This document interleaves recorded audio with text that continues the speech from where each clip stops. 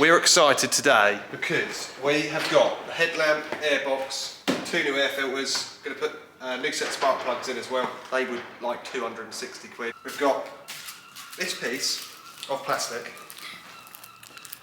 which I believe was about £58. Really good price.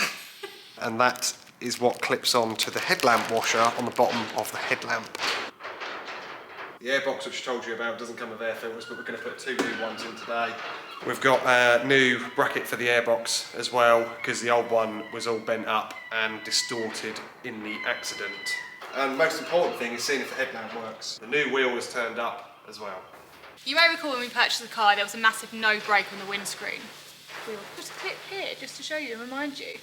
Actually, that wasn't necessarily true. It just appeared that the people at Copart didn't know how to work the handbrake. So basically, with the handbrake in the Aston Martin, you would pull it up, put the handbrake on, it will then drop back down. The reason why the handbrake goes back down is so it doesn't catch you when you get out of the car. And then to take it back off again, put it up, press the button, back down. So Copart, if you're watching, that's how a handbrake works on an Aston Martin. In the first video, we had problems getting the roof down on the car. And the problem is this driver's window wasn't calibrated properly, so it wasn't learned. So when you open the door, the window should drop slightly to give clearance on the top of the roof here. It wasn't doing that. I played around with it for a good couple of hours, and what I ended up having to do was calibrate it by holding it in the up position, but with the door open, which is bizarre because I've never had to do one like that before. So I had the door open, held the switch all the way up for a couple of seconds, and then it all started working again. Really, really weird. But I'll just show you how they work now quickly.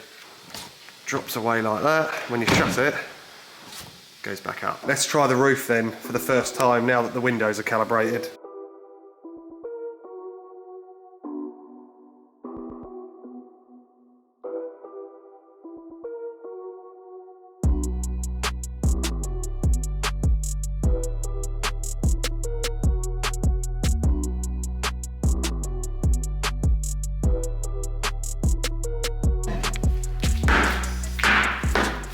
Interestingly, do you know what has happened here?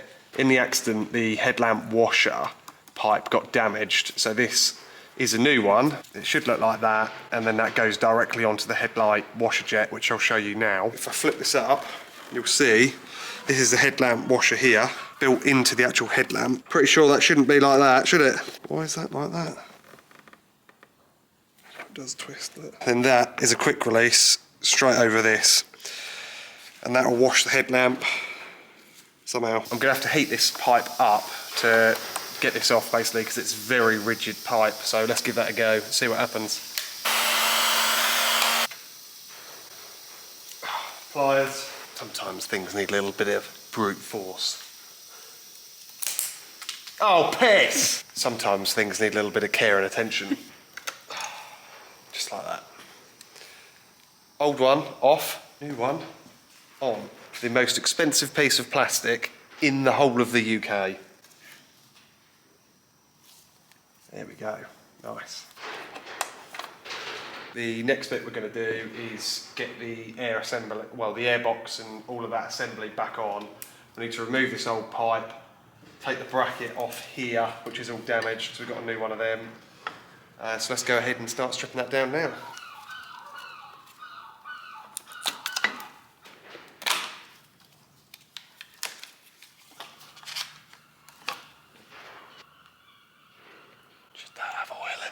So the next step is we're going to remove this broken bracket because it's all bent, and this houses the air filter box. We're going to need to take the original bolts back off this for the new airbox too. New bracket, let's get this on. Bracket on! I do think we might have ordered the wrong airbox, but I'm going to fit it for the time being because I believe it will fit and work fine, but I'll have a closer look at that in a second. The airbox is different to the original. If we have a look over here, you can see the original's got this flap. If you look around here, the vacuum pipes go into the airbox. What it's for is to make more induction noise, basically.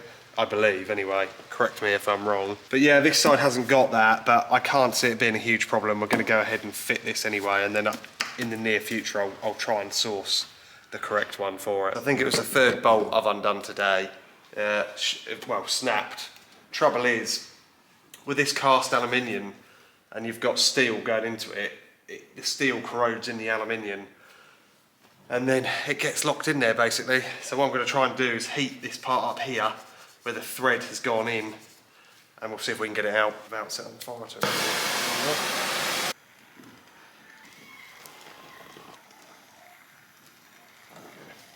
It's amazing what a bit of heat will do. There we go. Let's get this airbox on then.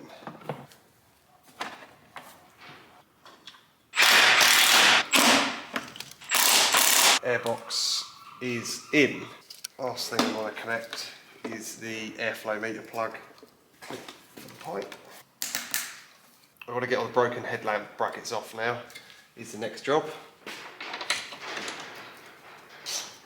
It looks like we're going to have to straighten these out a fraction as well. They are ever so slightly bent. You can probably see here the angle.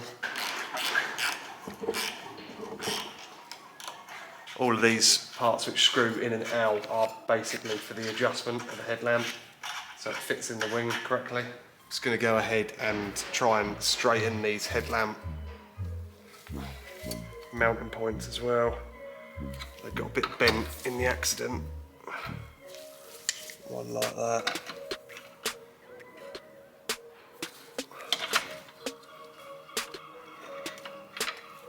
One like that.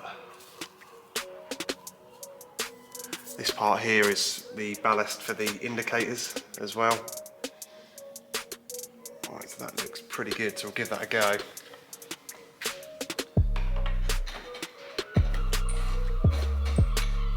Let's get this washer pipe on as well.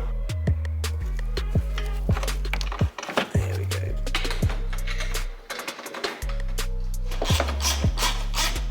I suppose we should probably try it now.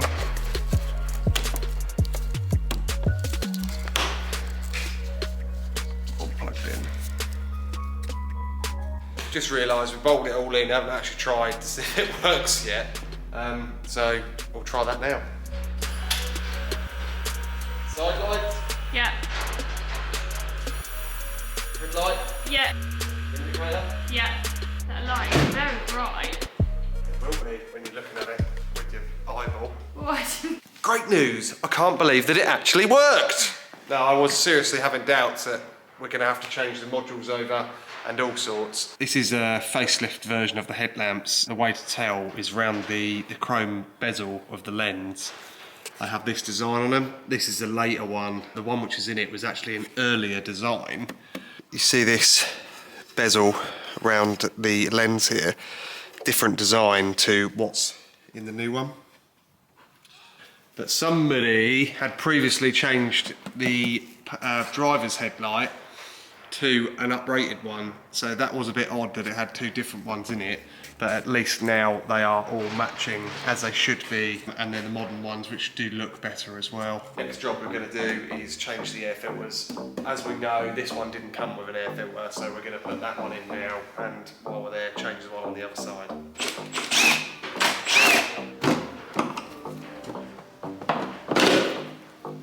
New air filter going in this side. Slither of grease around there to make it a bit easier. Just taking this air filter out with the right hand side. As you can see, there's a chunk which has been ripped off that, which is in the bottom here. So the Aston Martin specialist this went to before perhaps need to be a little bit more careful. Very shade.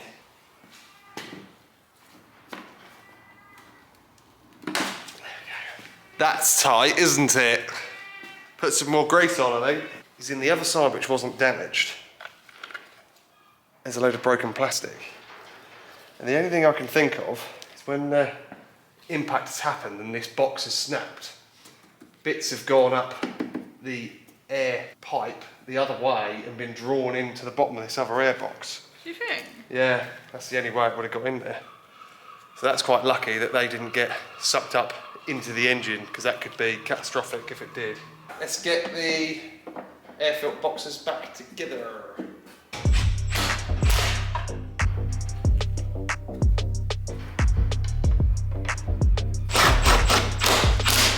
New air filters are in. Ow, it's heavier than I thought. How's that going for you? Not very well. No.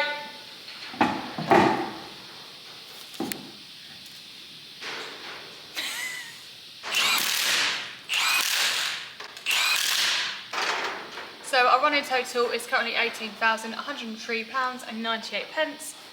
However, we've got a few more things to add to that running total. The headlamp washer connector. As you'll see on the bottom of the screen now, this was horrific price, and I was not very happy about paying this because I'm pretty sure I could have got one from any car, but just to be on the safe side, I ordered it anyway. £58.06. The door check strap. So these are the gas struts which hold the door open basically. For a pair, £60.41. The spark plugs I think was every 70,000 because they're super duper iridium plugs. Now these were horrifically expensive, but don't forget because it's a V8, there's 8 spark plugs, so 4 in each side, in each bank. They come in at 260 quid. Air filters, 50 quid for the pair. Last but not least on our running total is the second-hand wheel. That's coming in at £450 for a damaged wheel. Again, we thought this was quite expensive just for one. Aston Martin tax, baby. We're just going to add this running total up now. Speed it up, speed it up, speed it up, speed it up, speed it up. Our new total is £18,982 and 45p. I'm going to fit these spark plugs. These spark plugs cost more than the car.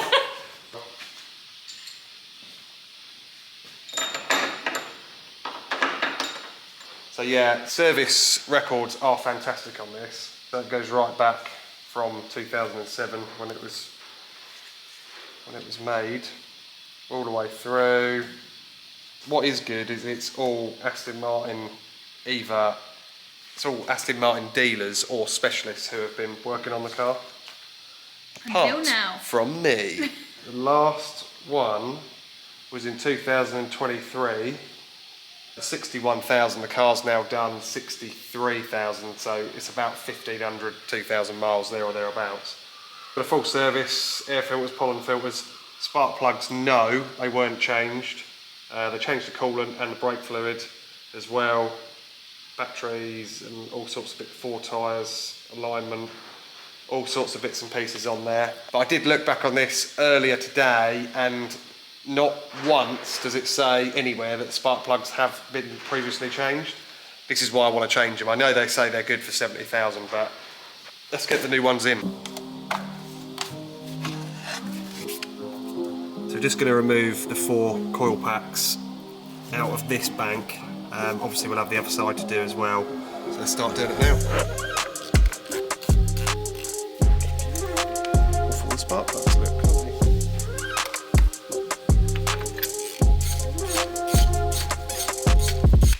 Best tool in the world, that. One of my favourite tools. Very handy, very flexible, so you can get in the holes nice and easily. You see people just drop these spark plugs into the bottom of the cylinder holes. It makes me cringe every time people do that, because a lot of the time this tip can get flattened and then you can have a massive misfire, which you don't want. So take a little bit longer, get an old bit of tubing, put your spark plug in it and just gently start it in the hole, and then you know everything is as it should be. Let's put these tiny little spaces like that. I don't know why they've done that, really don't. Just plug them back in.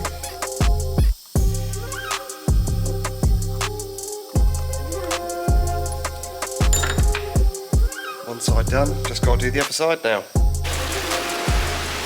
We're now just going to test fit the second-hand wings. They should be fine because they're all genuine Aston Martin bits, but we're just going to make sure they look alright on the car before they get painted.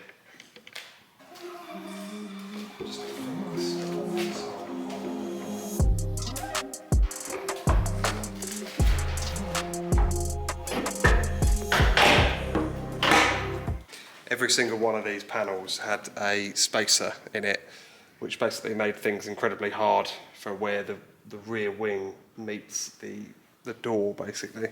So they go underneath here, like so, and the bolt goes in the top, like that. Every single one had that. So I've only bolted in the wings with 2 bolts just to very roughly test fit everything, to make sure everything looks correct and fits as it should do before we get the wings painted, because obviously if we get them painted first and it doesn't fit, it's going to be a nightmare and expensive way of doing it. So just going to check this panel gap for this bonnet as well. And do you know what? That looks like, look at that there. That looks spot on. Headlamp's going to need a tweak, but we can adjust that from the inside, you see. So that's not too much of an issue.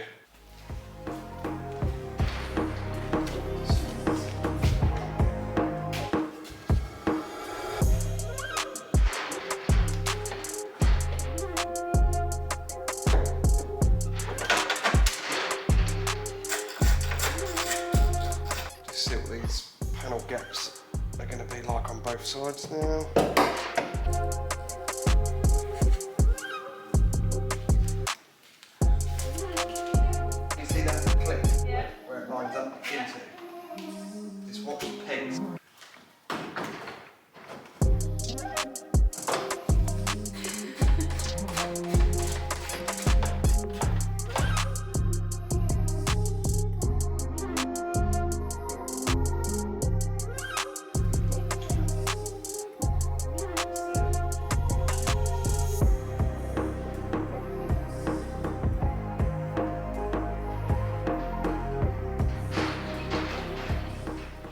Just test fitting everything all very loosely just to make sure everything's going to be okay, and as you can see it's looking 100 times better already. This week we're going to send both the wings and the lower bumper off to paint, and there's a bit of body work we're going to do on the rear quarter as well and on the door, all being well. Let's see what she looks like then.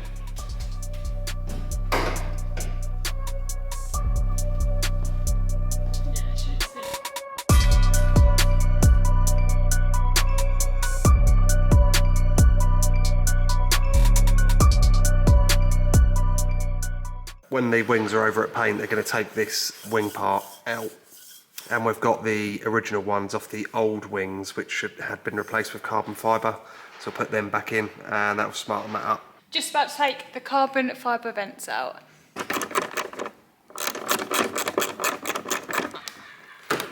There she goes.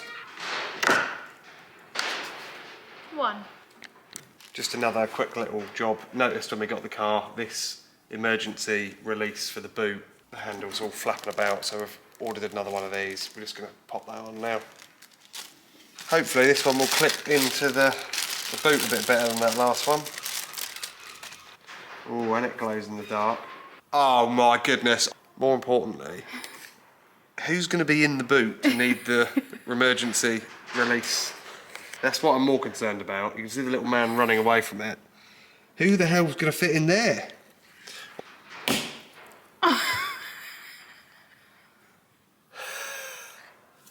I went in. Oh, it's gone up now. So what we're going to do is we're going to put the original one back on. So she's looking pretty good now, apart from it being the wrong colour. But we've got the wings all test fitted, bumpers test fitted, grille, everything's back in.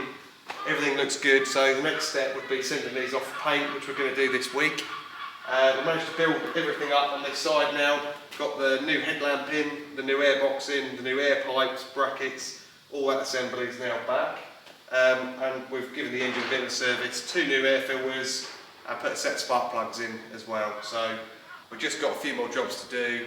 Damage on the door, damage on the wing. I just got a phone call from a UK rapper who wants to have this in his rap video.